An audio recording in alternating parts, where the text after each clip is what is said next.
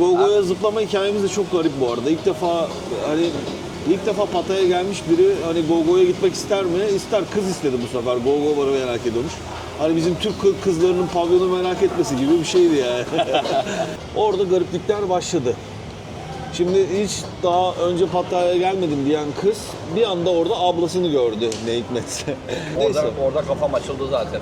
Yine eğlendik. Kızdaki gariplikler bitmedi. Kız bir midem bulanıyor, bir kötüyüm diyor, bir gitmek istiyor. Sonra bir vazgeçiyor. Çıktık mekandan. Çantayı da bana bıraktın. Sen kızla birlikte yanımızdan ayrıldın. Aynen. Bana tekrar mesaj attım. Sizin arkanıza diğer kadın da mekandan çıkınca dedim ki oğlum bak bunlarda bir ipnelik var. Turistlere yapılan işte bu dolandırıcılık hikayelerini Bu bilinmezlikle. ben müthiş bir merakla muammayla baş başa mı bıraktı kendimizi? Verseydin bir böbreğini de anlasaydık ama. Kim başlıyor, ben mi? Kanka olayı daha çok seni ilgilendirdiği için sen başlasan daha mı iyi olur? Yani dün hikayesini anlatmıştık abi. Güzel sayıları bir gece geçirdik açıkçası. Sonunda söyleyeceğimi başında söyleyeyim mi? Hayır ya, baştan anlat. Dur ben bir giriş yapayım, sen devam et. Tamam, tamam dayı.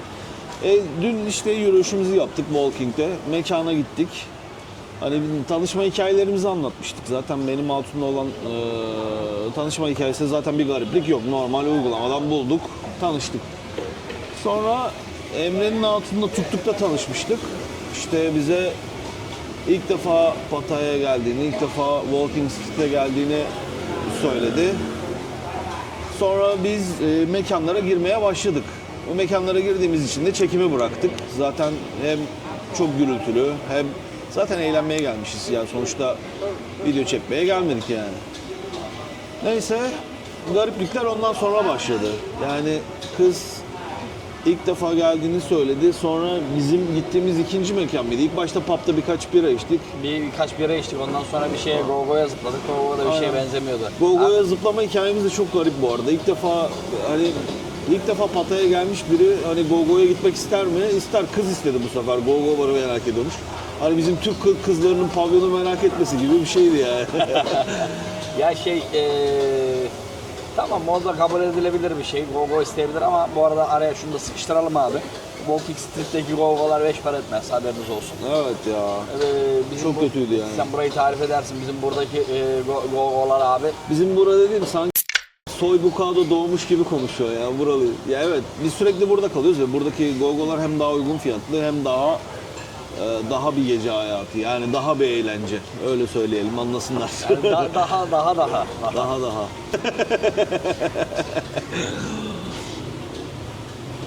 Velhasıl ikinci mekana geçtik. İkinci mekanda içkiler pahalı. İçerisi dolu. Evet hiç beğenmedik orayı ya. Neydi? Adını hatırlamıyorum ya. Koyarım ben arkaya görüntülerini. Birkaç video aldım ben orada birkaç dakikalık. Arkaya o mekanı atarız. Hint mekanı. Çalışanların hepsi Hint. Öyle sürekli içme konusunda garip bir baskı var. Herkes üst üste. İlk başta hiç sormadan bizi bir VIP almaya çalıştılar orada biz. Ondan sonra baktım ben hani sağda solda oturanlar hepsi götü büyük adamlar. Dedim burada bizi bistroya götürsen. Ya götürdü. O belli. Biz şişe açtık. Dedik sonuçta oraya birer tane bira içeriz, bir mekanı koklarız. Beğenirsek ona göre devam ederiz diye. Mekan tasarım olarak çok güzel. Evet. Çok geniş. Aynen çok ferah. Tavanı çok yüksek. Bayağı da kalabalık. Fakat mesela Türkiye'deki çoğu bu tarz tutulan mekanlarda hani damsız girilmez olayı var ya, burada damsız girilebiliyor gayet. Ya ne damı abi, zaten burada önemli olan dam. Damı çekebilmek için burada her şeyi yapıyorlar yani. İçeride bir yoğun bir Hint popülasyonu vardı. Adamlar gelmişler böyle baharatlı. Evet. Velhasıl biraları söyledik, bira başına aşağı Ya ben o nargile konusunda ya hani isteyen istediğini içer ama hani orası yeri değil, anladın mı? Hani mekanı zaten arkaya koyduğumda anlayacaksınız, orası gayet lüks bir club. Yani club'ta da sen oraya eğlenmeye, dans etmeye gidiyorsun. Yani orada nargile fokurdatmaya gitmiyorsun. Yani çık dışarıda kafede otur. İçkini iç, nargileni iç, ona kimse bir şey demez yani. Yeri geliyor biz de içeriz onu dışarıda ama orası yeri değildi yani. Yok ben içmiyorum, ben de sen içeceksin. Ben de hani tutup da özellikle nargile içmeye gitmem ama yani hani sevenlere de niye seviyorsunuz demem yani. Yani biralar 33 kişiye biralar aşağı yukarı 350 bahtı. Yani Evet. Ben daha pahalısını görmedim bu arada. Tayland'da. ortalamasının çok üstünde. Gündüz vakti burada publarda bile 50 baht 60 Bu bahta. arada yemekler geldi. 50 bahta 60 bahta şeyler için ne derler bira içebiliyorken orada 350 baht istiyorlar. Hatta yani buranın en kıyak şeyinde Gogo barında bile 170 baht filan bira. 350 baht verdik şey başına. You Abi asking me- o bir tık pahalı. Tissue? Acı sos. Alright, thank you. O öksüz doyuran geldi kanka. That's right, yeah. You want spicy? Evet sevgili arkadaşlar, burada çok kısa bir araya giriyorum. Biliyorsunuz bu tarz içeriklerin devamı ve bu işin devamlılığını sağlayabilmemiz adına bunu yapmamak için çok direndim, emin olabilirsiniz. Ama sizlerin desteği çok önemli. Bu tarz içeriklerin devamlılığı ve bizim daha motive bir şekilde bu işi yapabilmemiz için ücretsiz bir şekilde aboneliğinizi, like'larınızı, olumlu olumsuz yorumlarınızı bekliyorum. Yazdığınız ufacık şeyler bile, olumsuz dahi olsa, benim için çok ciddi bir motivasyon kaynağı. Eğer bunu yaparsanız gerçekten çok mutlu bir şekilde bu işlere, bu içeriklere, bilgilendirmelere, beraber eğlenmeye devam edeceğiz. Şimdiden destekleriniz için çok teşekkür ediyorum ve iyi seyirler diliyorum. Kendinize dikkat edin. Yeah. You want spicy here, the sauce. Alright, I can add it. But little bit. Yeah. Kankim sen yemeğe başla, ben anlatayım bu taraftan. Tamam dayıcım. Hem nasıl olduğunu da söylersin. Bu arada biz Street Town'un girişindeki o yine food court'a geldik. Hani burayı seviyoruz kahvaltı etmeye. Ondan sonra Emre seafood fried rice söyledi. Bayağı da öksüz doyuran gibi koca bir porsiyon geldi. Yani güzel olduğundan eminiz yani. Geçen yediğimiz yengeçli miydi? Yengeç, evet yengeç. Yengeçliydi. Değil mi? Oğlum zalımacı haberin olsun bu ha. Tabii canım, baksana şuna. 3 saniye bakınca gözlerim yaşarıyor. Baby what did you order? Hot Capra. Devam ediyorum kanki. Neyse Tamam, bizim sen de. o gittiğimiz pahalı dediğimiz o mekandan işte ismi neyse yazmışımdır ben alta. Çünkü videolarda falan vardı ismi. Orada Anam. da gariplikler başladı. Çok acı. Acı var! Lan tamam. Acı var! Tamam. Çok mu döktün lan acıdan? Yok lan üstte azıcık döküyordum ama yine de çok acı geldi. Allah'tan biraz daha döktüm. Hepsine değil. Bıyığında karides kaldı kanki. Yeah, I will try. Orada gariplikler başladı. Şimdi hiç daha önce Pattaya'ya gelmedim diyen kız bir anda orada ablasını gördü ne hikmetse. Sonra seni aldı götürdü onların yanına bir şeyler mi? Bir şeyler Şeyler ısmarladı ısmarlattı. onlara. Anlamadım ben, onu da anlamadım. Sana bir orada bir para ısmarlattı falan. Ondan sonra. Sonra biz şunu düşünmeye başladık yani benim hani kız arkadaşıma da söylediği şey. Hani ben daha önce Pattaya'ya gelmedim. O zaman ablası nasıl var burada? Ya da ben yalnız geldim ilk sizi gördüm falan diyor. Ama bir taraftan da ablası burada yaşıyor. Yani ablasının eğlenmeye geldiğini bilmiyor mu? Burada yaşadığını bilmiyor mu? Gidip onunla buluşamaz mı yani? Tesadüfen mi karşılaşıyor yani bir barda ablasıyla? Neyse biz bir işkillenmeye başladık. Benim kız da uyardı. Hani bence bu kız yalan söylüyor. Hani dikkatli olun falan dedi. Biz de hani birbirimizi uyardık. Ben de söyledim Emre'ye. Bak oğlum dedim bu kız ilk defa geliyorum diyor ama burada başkalarını gördü. Böyle bir muhabbet var haberin olsun. Neyse. Orada kafam açıldı zaten. Orada Emre'nin kafa açıldı. Sonra mekandan ben nefret ettim. Resmen koşarak kaçtık. Herkes üst üste bir sürü Hintliler var. Yan masamızda da bir 7-8 tane. Biliyorum bunlar zaten 8 kişi falan takılıyorlar. Yani üstümüze çıka çıka dans etmeler, böyle sürtüne sürtüne geçmeler. Ay her yerdeler. Her yerdeler yani. Neyse ondan sonra oradan kaçtık. Şeye gittik, Insomnia'ya gittik. Insomnia güzeldi mekan olarak. Bir de üst katta daha sakin bir yerine çıktık. Sakin derken hani her yerde aynı müzik çalıyor ama hani kalabalık açısından böyle güzel VIP balkon gibi bir şey yapmışlar. Hem fiyatlar da yarı fiyatıydı. Yani diğer taraf 350 yazıyorsa biraya 170 falan yazıyordu burası yanlış 160, hatırlamıyorsam. 170 civarıydı. Aynen. Yani yarı yarıya. Orası için değerdi çünkü hani müzikler daha güzel. Diğer tarafta full Hintçe müzikler falan çalıyordu. Neyse diğer tarafa gittik. Yine eğlendik. Kızdaki gariplikler bitmedi. Kız bir işte bir midem bulanıyor, bir kötüyüm diyor, bir gitmek istiyor, sonra bir vazgeçiyor. Bir içmek istiyor, sonra ve thank you so much. Kapım kap. Şöyle göstereyim bunu da. Neyse kankacığım. Sonra kız ne dedi? Bir şekilde seni ikna etti. Ondan sonra sen bu sefer cüzdanı, parayı, hatunun götürebileceği ne varsa bana teslim ettin. Orayı sen anlat istersen. Anlatmasına da arada şöyle bir şey var. Diğer mekanda denk geldi karı, bu mekana da geldi. Ha evet. Kızın bize ablası diye tanıttığı o işte 45-50 yaşlarında falan vardı değil mi? Baba.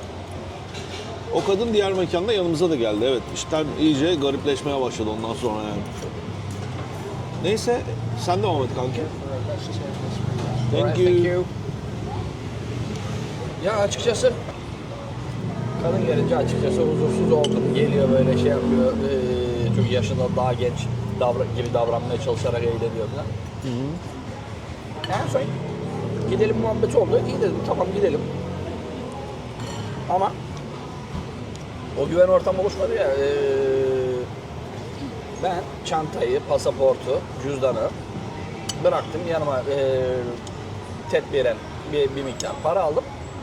Çıktık mekandan. Çantayı da bana bıraktın. Sen kızla birlikte yanımızdan ayrıldın. Aynen. Sadece yanıma cep telefonu ve parayı aldım. Ben o ara Bir sana miktar. tekrar mesaj attım. Sizin arkanıza diğer kadın da mekandan çıkınca dedim ki oğlum bak bunlarda bir ipnelik var. Tezgah lan bu. Hakikaten onlarda bir ipnelik vardı yani. Ben yine mesaj attım sana. Oğlum bak dikkat et bunlarda bir ipnelik var diye. Sonra sen taksi muhabbetini sen anlat. Benim kafam açılmış zaten. Hani ne yapalım, nereye gidelim? Senin otelin nerede dedi. Ben dedim şurada Soybu Kao'yda otelde kalıyorum. Sen nerede kalıyorsun? Yakın falan dedi. Ondan sonra taksi çıktı. Soybu Kao'ya dönmeden bir devam etti. Sonra tekrar ters istikamete doğru döndü. Sahil yoluna indi. Sahil yoluna inince ben iyice kıllandım, sinirlendim. Dedim Wang. Yani Dedim taksici, dedim check sağa drop me off please. How much does it cost? İşte küme diyor, kadın diyor, bir şeyler konuşuyorlar aralarında Tayca falan. Dedim drop me off please. Cebimden 100 papel çıkardım, taksiciye doğru uzattım, indim aşağı. Ya inme şöyle böyle. Sonra benim hatun da indi. Diğer kadın kaldı, onlar devam etti. O taksiyle devam etti. Ben sinirliyim zaten. Yolun karşısına geçtim, bir sigara yaktım. Sonra bu da geldi benim tarafa. Sonra işte sahile doğru indi. Bu plajda ayakkabısını çıkarıp yalın yürümeye başladı. Ben gitmedim peşimden. Sonra bir süre ilerledi, oturdu. Ben sigaramı bitirdim, yanına doğru gittim. Ondan sonra kalktı, bu tarafa doğru yürümeye başladı.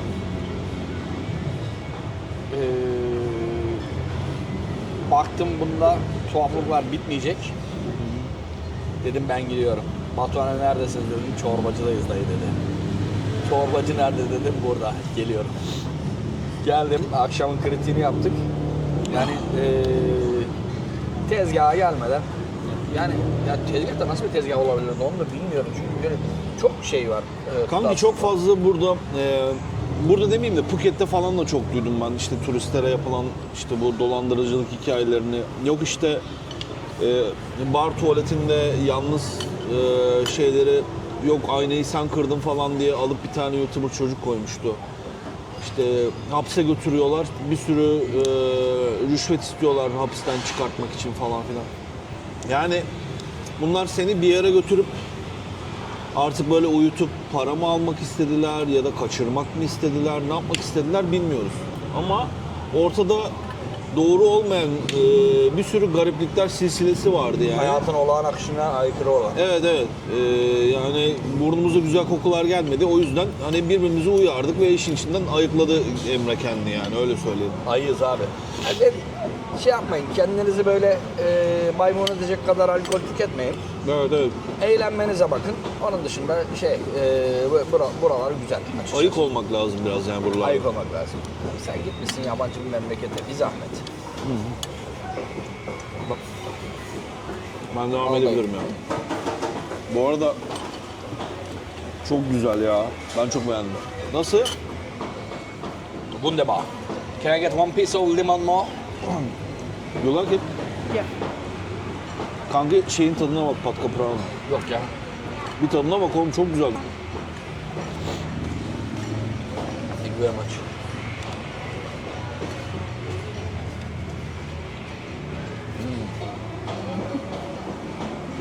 Harbi çok iyi ben beğendim Maşallah. ya. Zaten Neyse olay bundan ibaret. Sonra da akşam efendicene çorbalarımızı içtik. Odaya geldik, vurduk kafayı yattık. Güzeldi yani ama işin güzel kısımlarından bir tanesi şimdi kız bize işte İngilizce bilmiyorum ayağı çekiyor sürekli ama benim hatunla işte kendi aralarında konuşuyorlar falan. Benim hatun sürekli hani şey diyor hani böyle açıkçası tam karşılığı yok ama hani ben kötülemek istemiyorum kızı ama diyor bunda bir gariplik var diyor sürekli yalan söylüyor diyor. Ve sağ olsun Mimi bizi sürekli o kıza karşı uyardı. Yani I'm talking about the story that you warned us about the girl last night. Yani sağ olsun yerel rehberimiz, yengemiz. aynen. Neyse. Eğlence açısından sen biraz darlandın ama güzel yine danslarımızı şeylerimizi yaptık yani. Ha bir de ben şeyde çok şaşırdım ya kız hani içki ısmarlıyoruz diyor ki hani siz vermeyin ben kendim almak istiyorum falan filan diyor. Acaba onun da güven kazanmak için falan mı yaptı böyle? Yani Neyse. Ya dediğim gibi dediğim gariplikler gibi bitmiyor. kendimizi koparttırmış olsaydık bütün bu soruların cevabı olacaktı. Ama Evet. kendimizi koparttırmadığımız için bu bilinmezlikle. Ben müthiş bir merakla muammayla baş başa mı bıraktık kendimizi? Verseydin bir böbreğini de anlasaydık amına ne olacağını. Böbreğimi veremem kusura bakma. Ulan asıl sana yuh be. Sokaktan mı topluyorum ben böbrekleri? İlk kanın 10 günlük flörtüne ben niye böbreğimi verecekmişim lan? Allah Allah. Yani Soy Six'teki herhangi bir hatuna sağ böbreğimizi veririz ama böyle bir şey için vermeyiz yani. Tabii. Oğlum onlara malımız mülkümüz feda olsun lan. Olmayan malımız mülkümüz. Şu yeşil soğandan bir tane ben isteyeceğim ya. İsteyim ya da bitirelim de öyle isteriz ya. Neyse. Hem bir yediğimiz yemekleri gösterelim hem de dünün kritiğini yapalım dedik. Bu arada şu soğuyunca bir boka benzemez. Şunun tadına baksana. Sebzeli börek. Aha. Börek. You like this one? Yeah. Okay. Geliyor. Neyse. Kapatıyorum kanka şimdilik. Yine bir şeye doğru Her gün bu yürüyeceğiz. fırından börek yiyorum, börek yiyorum. Kanser olmamana bak kaldı. Şu hayata bak hayata, şu eve bak. Bitmiş. Şuna bak. Her gün buradan börek yiyorum, börek. Kanser olmama ramak kaldı. Şu dolaba bakın. Cezaevi kapısı sanki. İçeriden mahkum fırlayacak diye açamıyorum. Allah kurtarsın. Ne diyordu o? Kapıya bak cezaevi kapısı gibi. Allah kurtarsın. Boran abi, Boran. Boran abi. Senin arsalarım var. Arsalarım var be abi. Ben senin arsanı gördüm abi. Boran abi ya. Bana bak be. Sandalyeden sallanıyor. Oğlum o herif ya oraya da araya da şu videoyu orijinalini koyayım da bu gerizekalılar ne konuşuyor demesin bize. Vay be Boran abime bak be. Lan bir adam bak ya. Sandalyeden sallanıyor abi. Sen nasıl bir insansın? Arsaların var ya senin. Hayvanların var. Nasıl hayvanların var ya? Ben senin arsanı gördüm abi. Senin konağın vardı abi. Özcan Deniz kim abi yanında abi. Yalarım lan senin hayvan. Sandalyeden sallanıyor. Sandalyeden sallanıyor abi. Ya bu da salmacıymış ha. Aynen. Ama O şey zaman- tatlı acı. O zaman biz şunu kapatalım, rahat rahat yiyelim de sonra bir yine bizim sen tişört bakarken falan böyle bir gezerken yine açarız. Tamam dayı, selametle. Okey, hadi bakalım.